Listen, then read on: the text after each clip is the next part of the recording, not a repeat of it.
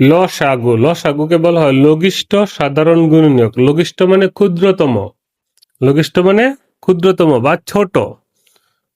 দুইটা সংখ্যার যে ক্ষুদ্রতম যে গুণিতকগুলো, সেই গুণিতকগুলোকে বলা হয় লসাগু।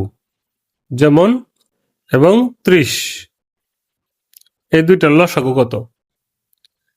তাহলে 12 এর মৌলিক গুণনীয়ক গুলো আমাদেরকে আগে বের করতে হবে। 12 এর মৌলিক গুণনীয়ক গুলো কত? 6 দুগুণে 12, আবার 2 দিলে 3 দুগুণে 6।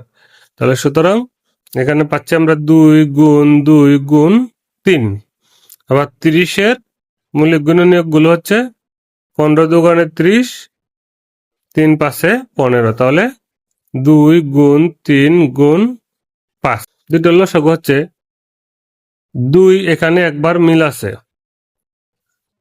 শুধু 2 একবার মিল আছে। এখন অন্য 3 একবার মিল আছে, 3 একবার নিলাম।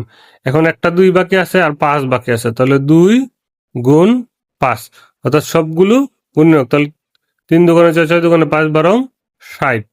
তাহলে 12 আর 60 এর লসাগু, 12 আর 30 এর লসাগু হচ্ছে 60।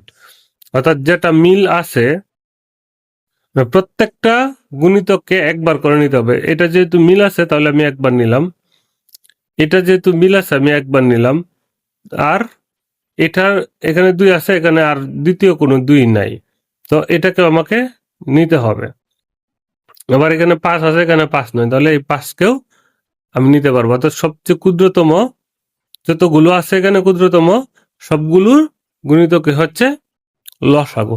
তাহলে সবগুলো যদি আমি গুণ দিই তাহলে হচ্ছে কি 3 দুগুণে 6, 6 দুগুণে 12, 5 12 60। তাহলে উত্তর হচ্ছে 60।